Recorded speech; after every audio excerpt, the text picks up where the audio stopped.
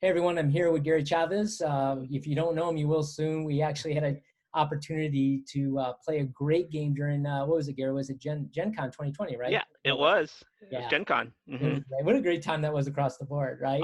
I enjoy these virtual cons. It's a great way to reach out to people and people you've never met before and Yeah. play games with them. Yeah, and you crushed it too. I mean, you, like I said, when you're talking about the game and explaining it, it's always Uh, funny because when we go to these things, somebody is passionate about their games too, and not just maybe somebody that was hired to show the game. You know what I mean? yeah, You've been yeah, there, I know right? what I mean. Yeah, Yeah, yeah. yeah. Well, So, when you work on something for year, 2 years, going on 3 years, yeah, yeah. you do get passionate about it, and yeah, I definitely do like it's. I have a lot of fun showing it to people because I know what the experience they're about to have. Yeah, absolutely, and that's awesome because then you kind of nailed it as we went through it. And we'll talk a little bit about it. So again, I mean, as you know, when we first started, even off camera, that the channel that we've designed here is really to help ensure a positive experience for new Hmm. gamers that are introduced to it and are brought to a person's gaming table. And Yep. so as we look at different games out there, I mean, there's a lot of folks doing reviews, and we're not going to do that today. It's not going to get too deep. It's really going to be kind of just back and forth talking about your thoughts on this for when you think about a new person playing this the game so far. So the Oh, great. game, again, I know you got it behind you there, right? I got Yeah. my copy Awesome. came through, Uh-huh. and it was pretty fast too. I know we use it's right now. You're picking it up through what GameCraft? The great game crafter, Yeah, yes. that's right. That's where I Hmm. ordered it from. So Saints And and you got the Scoundrels. looks like you got the basic edition there. Is that Yeah, what? that's the basic. Yeah, you got the basic edition. There's a deluxe edition add-on to that, What? but Did I oh, you hear didn't see that? I honestly would have just grabbed it because yeah, I was all in on that. So, Oh, that's great. so I you didn't. can tell me a little bit more about that as we get into it. But let's Sure. as we jump in. So let's start a little background on the game. So when we started playing it, as we pick this game up, we start playing with new folks. We're Uh-huh. looking at certain elements, right? That we Sure. feel, boy, this is really solid to bring and introduce without scaring folks off and make them Yeah. feel comfortable. Give a little background just in general as far as the game and from your point of view on it, and then we'll dive into a couple of scenarios. Uh, So. yeah. So the game is called Saints and Scoundrels. It's a pulp detective themed bluffing card game. 2 to 6 players. It plays about 20 to 30 minutes, and in it, everyone plays a private detective, like in the old pulp magazines. Yep. And you're looking for a serial killer, and you're also sabotaging each other's investigations. And there's one man who is offered to help everyone. His name is Dr. Zyko, aka Dr. Zyko the Psycho. He is a brilliant criminal psychologist, but he's also a serial killer. Um, and he's in jail, so you consult with him, and he can help you. He can help you beat everyone, help you win the game, help you find the serial killer. Mm-hmm. But the rumor is he would love nothing more than to drive all the players insane. And so the game is about um, bluffing your opponents and visiting Dr. Zyko and pushing your luck to find the serial killer. And it's if you can't tell by now, it was inspired by the movie Silence of the Lambs, and Yeah. one of my all-time favorite movies. And Awesome. that basically happened because I was watching. I'm downstairs, just tooling around on my computer, 2 o'clock in the morning. Just Best ideas doing. come out then. Yeah, Yeah. yeah. And Silence of the Even Lambs better on comes the on. bathroom or in the shower, Yeah, right? exactly, Yeah. or in your car. Yeah. The Silence of the Lambs comes on, and of course I have to watch it. And then there's this line in there that the FBI director tells Jodie Foster, don't you need to solve this case, but don't let Hannibal Lecter in your head. You don't want that. And it had dawned on me that's a push your luck mechanic. I Yeah. can make a game out of that, and that's how Saints and That's fun. Scoundrels got started. And every time I watch that movie, it's a little dark, and I can't believe how demented I am to have made a board game out of that. Right. Right. Yeah, it's fun. It's fun to show, and I enjoy the character, and it basically takes that. You know, I never thought of. I'm pretty new to game design. I made a couple before that, but the idea of making a game based on the drama you find in a good movie Mm-hmm. is it seems to work really well. Yep. So that's a great point. Actually, it's a great segue because as we started in on this, one of our points that we look at is thematic gaming, meaning some kind of point of reference for new people that come in that they can say, oh, I kind of get that.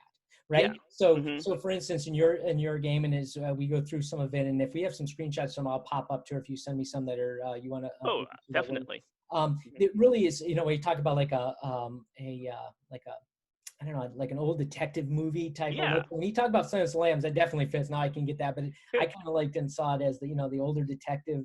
Yeah. I don't know what Pulp is it? novels and Yeah, some of the the novel stuff. noir. Yeah. But the key is like, so that's a good point of reference too for older gamers on Yeah. down to now. I know you said killer and you talk about Silence of the Lambs. This might not be a kids game, so if you're bringing your kiddos to Yeah. it, but with that said, though, I'd be honest with you. I mean, I have two teenage boys and everything, and it's a real easy to the eye. Sure. It's not bloody or anything like that. So unlike the Silence of the Lambs, right? So Yeah. even though you may call it that, I do think it has some very simple graphics that are very cool and that kind of fit that Thing. iconic Well, time. it fits the theme, you know, Yeah, that you look at those old pulp covers, and yeah, a lot of stuff was sort of implied, and I think that was the power of it. The stuff is implied, yeah, but it's never graphically shown, right. and I think it appeals to your imagination. Yeah, Um, the actual story happens in your mind rather than the picture, and the yeah. picture is kind of Well, vehicle. Doc looks scary. I do have to admit, Doc looks scary. Whoever did the artwork on that, Yeah. that's Uh-huh. yeah. Good stuff. Well, so what I would like to mention is because one thing that drove me to take a look at this for the folks that are looking at this potentially for as a new game to bring to the game table Uh-huh. for new folks is the idea of introducing the bluff, if you will, the concept, Sure. right? Or Mhm. the game that really that because there's a lot of games out there, and I can go through. Matter of fact, another thing cast we're doing, we do Resistance, we do Mhm. all these Oh, different, yeah. really strong games that are bluffing games, Werewolf, all those type of ones that everybody knows about, and you can find a million reviews, right, Mhm. on that. What I like, and I thought about this, is this game really is a great way to introduce the concept of bluffing, right, Mhm. into the Yeah, sure. gaming world to be able Yeah. to do that. Does that make sense? Yes, So, absolutely. so that's why when I had you on to kind of discuss a little bit more about the bluffing side of it and the Mhm. kind of simplicity of that and how that would work as well for folks. Yeah, so all cards in the game are played face down, and there are cards that will advance you along the board, and that's what you want to do. You want to, the board represents the gathering of evidence. So as you advance the board, you're gathering evidence and coming closer to find the serial killer. Yeah, And so you are bluffing as to you may be lying, you may be bluffing about um, having a certain card that moves you a certain amount of spaces along the board. yeah, Sometimes I designed it so that about half the time you have the card that you need, and half the time you have nothing. And right. so um, yeah, there are 50-50 times when you shot, have to baby, lie. right? Yeah, and although you can play it by telling the truth if you play the other aspects of it Yeah, right, yeah, especially with the Dr. Zyko combo and everything. But yeah, if you can bluff, you definitely have an advantage. yeah. But I designed it so that bluffing was not always needed to Right, win right. the And yeah, game. Hmm. gotcha. Yeah, And it turns out it's sort of the ultimate catch-up mechanic, because you can bluff anytime, and you may not have the cards, you may not have managed your hand right, but if you're behind, yeah, you can try to bluff. yeah, And typically if a person's behind, people kind of let that go. If they yeah. well it, because there's a risk to calling a bluff, and so you want to take that risk. It helps bring them You're, up. you're Right? yeah, you're Yeah, doing fine. The guy who's making the bluff isn't threatening you, so why not let it go? So yeah. it become it I wanted it in the game, but then it served a lot more purposes after that. It seemed a really good catch-up mechanic, and it seemed a really good way to, you're not, especially for a beginner, when you realize, oh, I played this wrong, or I wish I had done this, but oh no, well, here's the option to lie. You can bluff your way out of this now. Yes. Right. You got yourself into trouble, but you can bluff your way out of it. So it Awesome. really helps to Yep. for new players, and I really wanted it to. Um, to be my audience was for casual gamers and new gamers. Yeah, perfect. And we could feel that. And that's why we Mm-hmm. love this and appreciate you spending the time with us on it, because, you know, it's just some of the mechanics are, if you play this, you need this, right? Well, Mm-hmm. did you play this and did you really respond this way?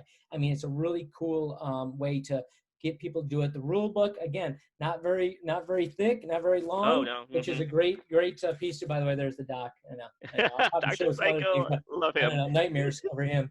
Um, Good stuff. So yeah, so I think that was the piece of it that made the most sense as we start looking at these things. Not only the thematic side of it, but also Mm-hmm. the introduction, easy introduction to bluffing, Sure. without any major ramifications or repercussions to new people Yeah. too, by Exactly. making mistakes or errors on it as Mm-hmm. well. So Yeah, very and everyone understands, everyone understands the mechanic of bluffing. You can lie or tell the truth, and there's a little bit of penalty if you're caught. Or actually, there in the game there may be a penalty or not. I like to say there's a yeah, threat of a penalty. yep. Yeah, so it's really geared towards the new gamer. I think that mechanic really suits the audience well. Perfect. Well, I mean, what I'll do is if just give us the information on where folks can pick it up and how they can get a hold of the game and give it a try, add it to their. Okay. Well, you can go to my website, www.gcrocketscience.com. That's GC Rocket Science is all one word. Okay, put it down there. And yeah, there are links to the Game Crafter where you get it on a Game Crafter. And there's gameplay videos and there's review videos and setup videos. I really wanted, since it's geared toward casual gamers and new gamers, I really wanted to be easy to set up. I mean, the rule book is in there, but on the website there's a lot. It explains the rules and explains the setup, so it's really easy Awesome. for everyone to pick up. Okay, perfect. And then there's a deluxe edition, which I didn't realize you didn't know about. That's right. Well, to have you back on and we can discuss it. Well, it's interesting because I do tend to like go for the basics too many times because I'm Uh-huh. trying to introduce the games, right? For a new gamer, last thing you do is throw the Lux into the middle of, someone go, wait a minute. But in Uh-huh. your case, it might be even more valuable and have no ramifications on the new folks. So I'll definitely Yeah. take a look at that as well. Hmm. Cool. All right, man. Well, I appreciate it, Gary, for your time on that stuff, coming in and Sure. talking a little bit about it. And we look forward to more from you, just like that in the future. Okay, great. All right. Thanks so much. Thank you very much.